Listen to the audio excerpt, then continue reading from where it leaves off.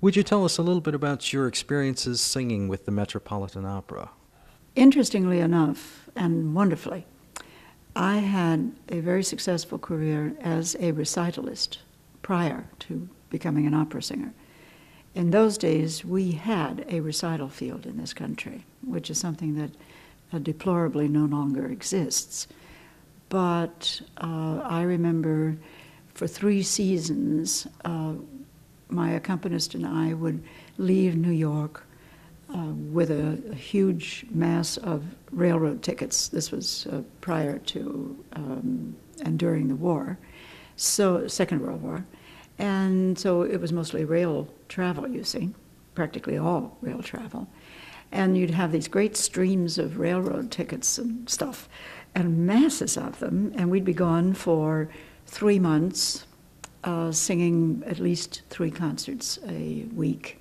So you'd sing one night and travel the next day, and so on. So I covered the country back and forth consistently, and it was a marvelous life and wonderful, wonderful audiences, all of which was totally decimated with the progress through the country of television. When television came, it just cleared out the concert series all the way across the country as it developed across the country.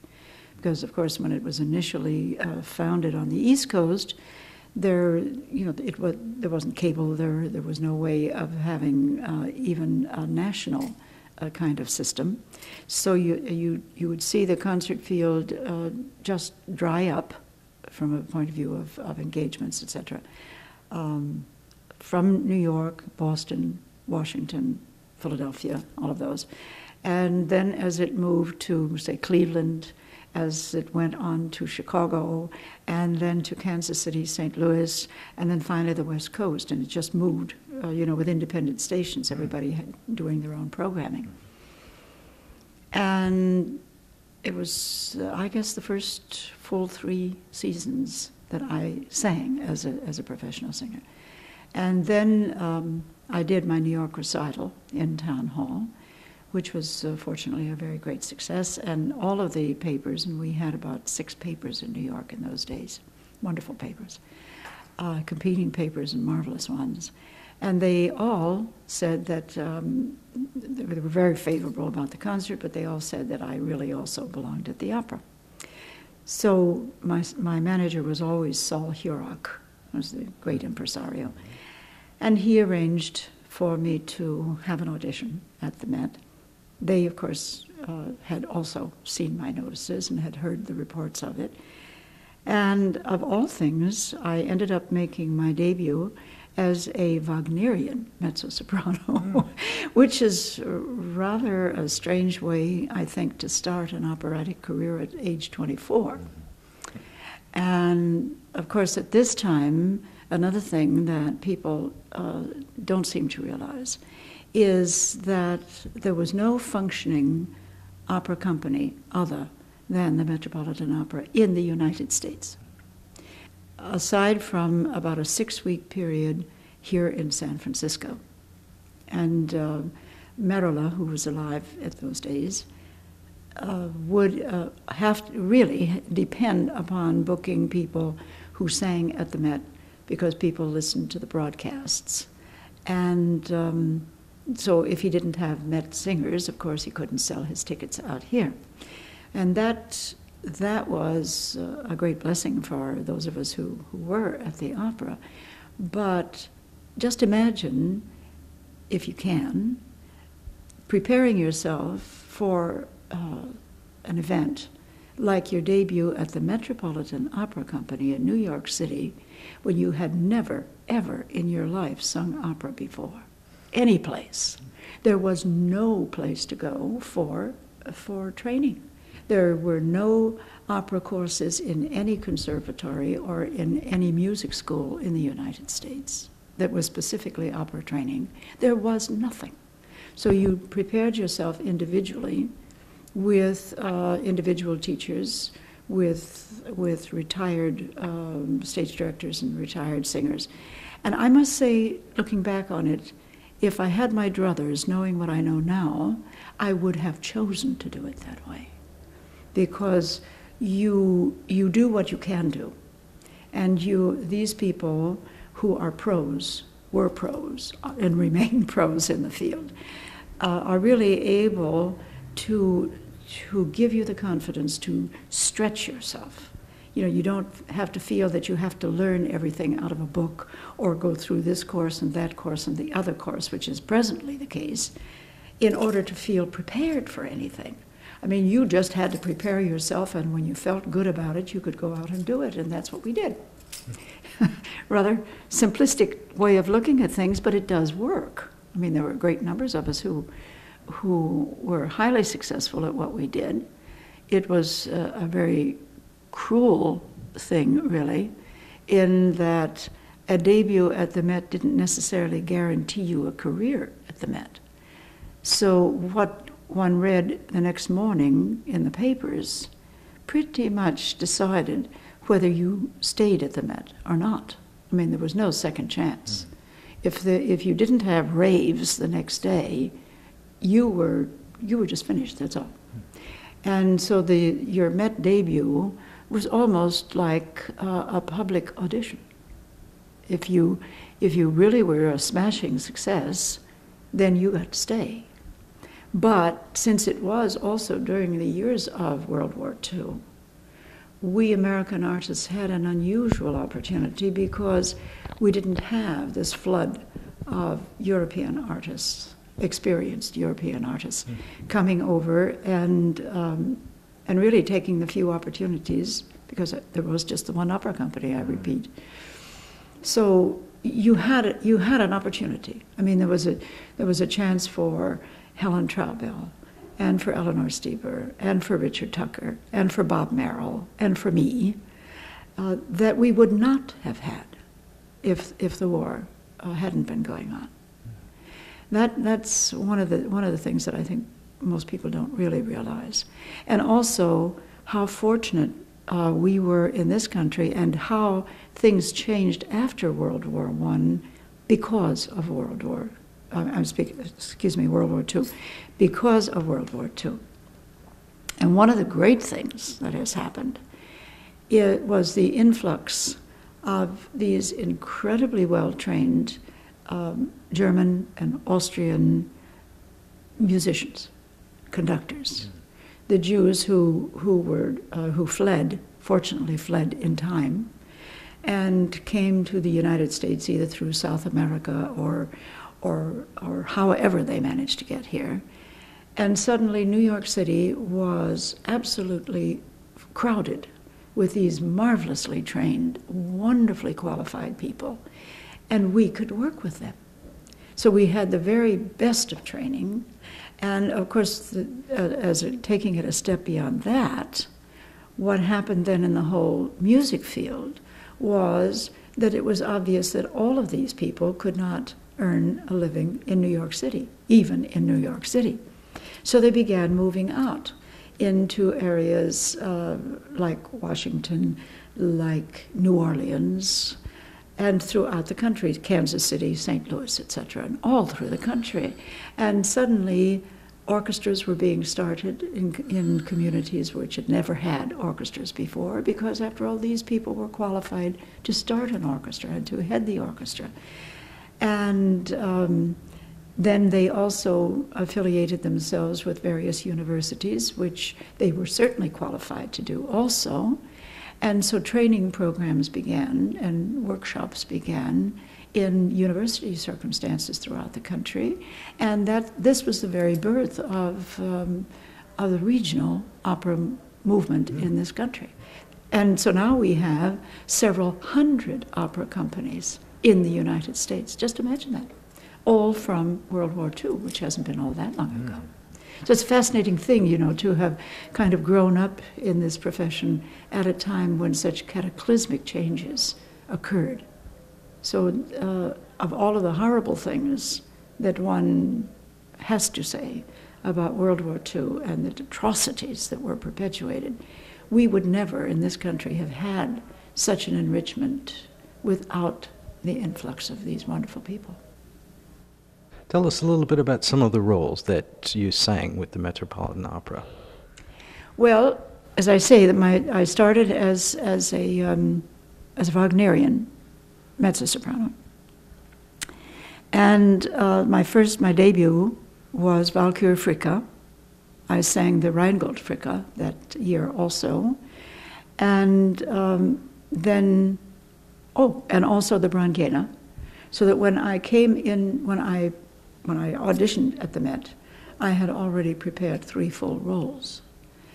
As a matter of fact, in my audition, they asked for, because that was on the stage of the opera house, which is a rather paralyzing kind of an experience.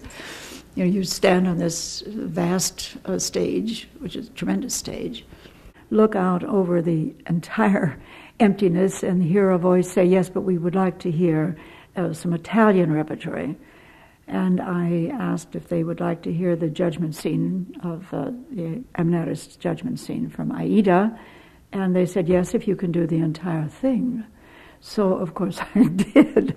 What I'm trying to point out is how crucial it is when you, as a young artist, and goodness knows I was young at that time because my debut was at age 24, when you do audition, you've got to really have something to work with. You know, just coming with 5 arias or 2 arias or something is simply no preparation at all. And so I did sing a great deal in my first season. The second season, it was a repeat of the same roles with Venus in Tannhäuser additionally. And then in my third year, they gave me Giulietta in the Tales of Hoffmann. And with that, I moved into the roles like Laura and Gioconda. And I think it was my third year that I sang my first Amneris. And once, I'm really awfully happy to say that once I was assigned one of these roles, I kept those roles. So it was, and that's awfully important too for an artist, because the more you can do and live a role, the more not only it becomes yours, but it becomes a different you each time, because you have a time to really develop and delve into the character, which is really wonderful. And it was a marvelous time at the Met too, because we didn't have, of course, this influx of foreign artists, because there was no way, of course, for people to travel back and forth during the war. And this meant that people like Eleanor Stieber, Dorothy Kirsten, Nadine Connor, Richard Tucker, Patrice Munsell, myself, Riza, we didn't have the kind of pressure from European competition that would ordinarily have been the case. We would not have had the opportunities to prove our value to the company and to the profession in the same way. So that was a blessing too. The recording for which you are most well known is that classic recording of Tristan and Isolde, where you sing the role of Brangäne, the recording conducted by Wilhelm Furtwängler. Tell us a little bit about the making of that. Well, it was actually recorded in London. It was a wonderful thing that Flagstedt insisted that I be engaged for the part of Brangäne. I was enormously flattered with that and so happy. She, of course, was not a member of the company during the war. She was back in Europe and came back to do her first post-war performances here in San Francisco, actually. And there was a great deal of political pressure because Walter Winchell, whose name maybe some people will recall, was a very famous columnist, syndicated all over the United States. And he loaded on Flagstedt a type of vitriolic pressure that was really awful and totally undeserved. Her husband was a Quisling. She was not a Quisling. She went back to be in Europe when it was obvious that the war was going to involve her country, Norway, which it did. And so she returned to be with her family, her children, her husband, and he took it somehow that she was a sympathizer and that, the whole thing. And there was a tremendous amount of resentment against her, outright hatred, all of which was attributable to the way he fired these fires. And we, right here in San Francisco, the first performance was really a rather terrifying thing. We actually were brought into the opera house by car individually.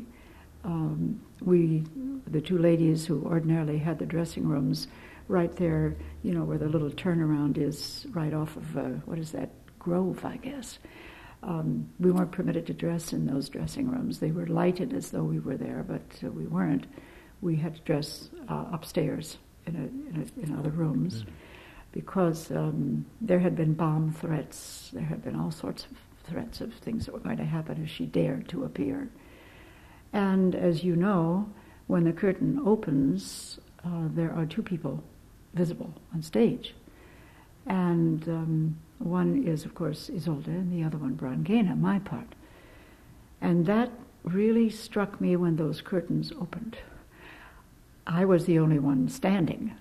And it suddenly struck me that, if there was to be either a gunshot or a bomb or something, I was the one that was the most visible because, of course, she's lying there on the couch and reasonably invisible over there. But the moment that happened, it's almost a moment of silence. There's just a little rustle and rumble in the strings at that point. And the curtains open. And neither of us knew what to expect at all. There was an audible gasp from the audience. You could just hear this. I mean, there was this thing in the whole house, and then this moment of terrific silence, and then this roar of welcome. It was such an emotional moment, I can hardly talk about it. But I lived through that with her here, in Los Angeles, which was pretty much a repeat of here because of the threats, and in New York. And she was a most wonderful colleague, marvelous, warm woman, and an absolutely divine vocalist, just wonderful. This incredible vocal technique that it was so pure. The sound of that voice, I sang many times, of course, with Nielsen subsequent to that time, whom I loved, and we worked extremely well together, and I'm very privileged to have been with her so often. But her voice, of course, quite different than Flagstad's. Flagstad's voice so warm, so feminine, so wonderfully feminine, but with it all, this incredible, powerful sound, gorgeous sound. And you say that this recording is actually a true reflection of what she sounded like at that time. Yes, I've recently heard a remastered copy on excellent sound equipment, and it was truly Flagstad. Really, really, truly Flagstad. It was a wonderful effort. It was rather an interesting experience working with old Furtwängler, who I gather a lot of singers had a tremendous amount of problem with. He didn't have a straight kind of beat, He had a way of his right hand sort of shook back and forth, and someplace in there was the beat. And I never had the slightest problem. As a matter of fact, the very first take that we did, we had no rehearsal for. It was really basically just to run a sound level for the engineers. But it was so good. He approved it, she approved it, I approved it, and so that was it. I had no trouble at all. And the orchestra man came up to me at one point in a break and said, "Yes, but how do you do that?" And I said, "Well, how do you do it?" And he said, "Oh, well, we've worked it out. When his hand gets to the fourth button of his vest, we know that's one." But somehow the whole technical thing was not what you got from Furtwängler. And it was quite different, of course, than Leinsdorf or Breisach, with whom I had worked. Much younger men, of course, much younger men. They were, I guess, barely in their 30s, where there's a greater striving for clarity and energy and so on.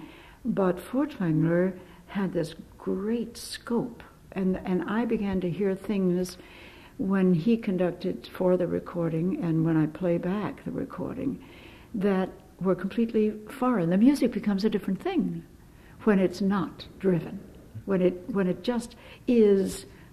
It has its nobility, it has its fullness.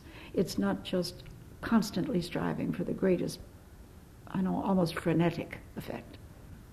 One of my favorite parts in all of Wagner is when Brangäne appears in Act 2 to warn the two lovers, Tristan and Isolde, that dawn is coming. Of course, my feeling about her is that she is Isolde's friend. She is of noble bearing herself, or she would not be traveling as the only companion with her. And that she is a person totally dedicated to Isolde. That's the very focus of her life. And her concern in Act 2 is so perfectly laid out by Wagner. She tries in every possible way to get her to protect herself and to avoid this particular meeting with Tristan. And then once she is ordered out, which is the only time, really, that she gets this kind of an order from Isolde, then there is this haunting thing that just hangs, or should, like a dark cloud in the sky. And that's the way I thought of it. I also was fortunate to have as my voice teacher Edith Walker, a very great Wagnerian singer, an American who had done her training in almost all of her career in Germany. And she taught the call to me. And if you play it back and compare it with other Brangäne recordings of that particular moment, I think you'll find that the other Brangänes breathe a lot more in there. Well, with Walker, you didn't breathe. You just held and sustained those tones. And it does add a very great dimension to the call. Because breathing and cutting these phrases cuts that wonderful flow, that absolutely marvelous flow. It's a daunting thing to do because you're usually behind a piece of scenery. You're quite a distance from the conductor. I always saw the conductor because you have a sort of a window that is painted over that you can see through, but you do feel terribly confined. And physically, it's a psychological hazard, really, that thing. And the orchestra is very pianissimo there.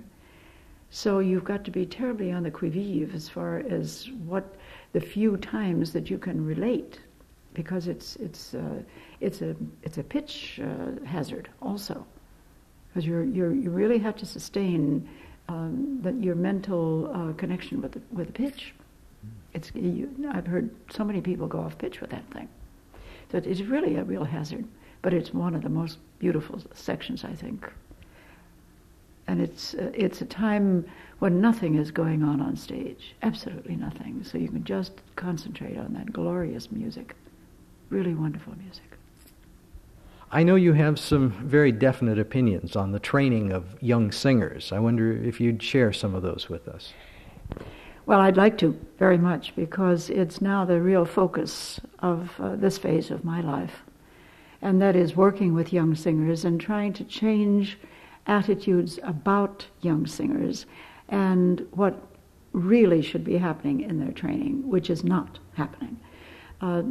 I recently had an article in Opera News, which dealt with that specifically. where I am quoted as deploring, and correctly quoted, I must say, as deploring the present-day concept of the proper way to train for an operatic career. And it's generally held presently that a young person, when they are graduated from high school, then goes on to either a music school in a university or to a conservatory. And you go to 4 years there, most of which is taken up with musical studies and theory and harmony and a lot of chorus exposure. Then these gifted ones are encouraged to stay on and get a master's, which is another 2 years.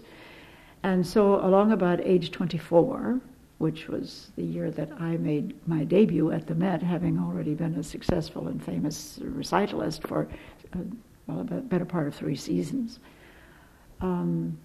they really basically have never been exposed to professional training. They feel themselves all of a sudden that, well, there they are with their 2 degrees, but what do they really know about working under professional pressure and what that involves? And the unfortunate thing is that we singers are a bit like dancers or athletes. We depend upon the maximum functioning of our physical entity. And we ought to be able to get ourselves to a point in our training at an age so that we can have a long career in the right time frame, which is from certainly year 21, age 21, to, I would say, 45. Those are really maximum years. Now, when you consider that, it's really pitiful that the training that everyone assumes is the correct one means that at age 24, you begin to study with professional people and try to get a whole different concept of what singing is and performing is. And we have people, and I am the auditions director for the Metropolitan Opera auditions here in Northern California, and our age limit is 32. 32. I mean, that's not young. So I'm quoted, and I do say that we don't have young singers, actually, usually today. We have middle-aged, inexperienced singers, but that's quite a different thing. And okay, I have nothing, there are, after all, certain things in people's lives which mean that you can't study earlier or this or that or something, and maybe you're not ready until 32, and you have a wonderful career from, say, age 32 to 40 or 42, but that means 10 years. That's a career abbreviation that the only way you can solve that is to get people ready earlier. And if you look at the ages at which the fantastic singers of the past made their debuts, I mean, take a woman with a huge voice, a mezzo voice, Schumann, for instance, was 17 when she made her debut as Azucena. Well, that's one of the most difficult roles for a mezzo to sing at all. I mean, that is an enormously demanding thing. Adelina Patti, Pasta, Nordica, all of these people, without exception, they made their debuts somewhere between 16 and 21. Now, this means that we've simply got to start earlier. And this is what I am doing. I started about 5 years ago an audition competition, which is called the Blanche Thebom Outstanding Young Singer of the Year Award. And that is for singers between the age of 15 through 19. And in my association with the San Francisco Girls Chorus because of my friendship with Elizabeth Appling, who is the founding director. Wonderful, wonderful woman. And her concerns about the girls who ordinarily are finished at the girls' chorus at 16. They now have established another performing group for over 16. But at the time that we met and talked about this specific thing, at 16, her girls had to leave the chorus. Well, they also entered the chorus training at age 8. Not to sing at that time, but to learn music, to learn what rhythm was, how to read music, and then they progress from one station in the chorus to the next, not by reason of age, but by their talent and how their voices develop, etc. But at 16, all of a sudden, there was nothing for them to do. So Elizabeth and I got the idea of developing operatic training for girls from the ages of 14 through 19, and we are about to embark on our 4th season of that. We take 20 girls who are extremely gifted girls, and we work every day from 9 o'clock in the morning until almost 6 for 2 weeks, and it is absolutely unbelievable what these girls accomplish in that length of time. So, there's so much that one has to know and be able to do as an opera star. It's just an incredible mountain of things that one has to know. That there's no way you can wait until you are physically, totally mature to begin to study that. You have got to start earlier. And my whole crusade is the early identification of unusually gifted, talented people in the vocal field. And that is possible. I remember myself when I went to the first grade of school, I was 6 years old. And we had singing classes in those days. And I was always put over on the boys' side of the class, because we had 2 sides, the girls' side, and we did 2-part harmony. And we had singing teachers. In those days, you had luxuries like that in education. And I was put over there because my voice alone balanced all the girls. Age 6. You've either got it or you haven't. And this thing of just burying everybody and wrapping them in cotton wool until they are 22 or 24 is just criminal, really criminal, and terribly frustrating for these young people who have to go through the presently accepted educational preparation. It's wrong. It's just totally wrong. I know you've also complained about the lack of individuality in contemporary singing. Would you talk about that a little bit? Yes, I'd love to talk about that. And I'd like to quote Lotfi Mansouri. He was kind enough to come to the first little public presentation at the end of a 2-week course, our very first one. And he spoke to the girls before we began the little presentation where each girl performed. And he said, and I think I am correct in quoting him this way because he hasn't corrected me in several interviews, which I know he has seen. But he said that he was so tired of what he called the generic soprano, where every soprano ended up sounding like every other soprano, and where was the individuality that he remembered from his youth? And of course, the era that he was speaking of was my era. And I think when we started chatting here today, one of the things I said was, in retrospect, I would not change the way I had to learn and the way I had to prepare, because I chose my teachers. I worked like an absolute fiend. I ran from one thing to the other thing, getting the kinds of things that I needed.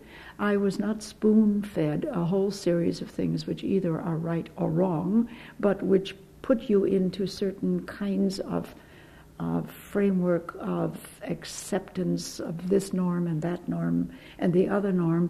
I discovered all of that for myself, and we all did. We all had to do our own training. So the individuality that we found in our work reflected the way we had to study. Now you can say that, oh yes, but that's a very cruel, unprotected way. But we function in a highly competitive circumstance. We are the vocal Olympics. That's exactly what we constitute each time we get out there. Well, people don't expect people in the Olympics to just kind of do a good job and isn't he nice or isn't he? I mean, that's not it. You out there, you've got to win. And that's our training. That's what we understand. And that's what works.